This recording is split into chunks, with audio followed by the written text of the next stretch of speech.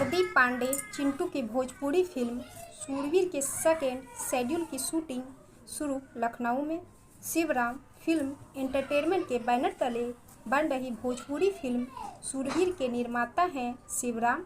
वहीं फिल्म के लेखक व निर्देशक आर.के. शुक्ला है। सह निर्माता राकेश देवा पांडे है। फिल्म शूरवीर के कार्यकारी निर्माता शेखर यादव है। इस फिल्म शूरवीर का छायांकन विजय आर पांडे कर रहे हैं, तो वहीं संगीत का पक्ष मधुकर आनंद और सावन कुमार ने तैयार किया है, जिनके बनाए धुन पर अभिनेताओं को कानू मुखर्जी और मनोज गुप्ता ने नृत्य कराया है। फिल्म शूरवीर के एक्शन मास्टर हीरा यादव और मल्लेश है। मुख्य सहायक निर्देशक में मिलन मंजोशी, सावन वर्मा, विकास पांडे, राजा ठाकुर और राहुल पांडे है।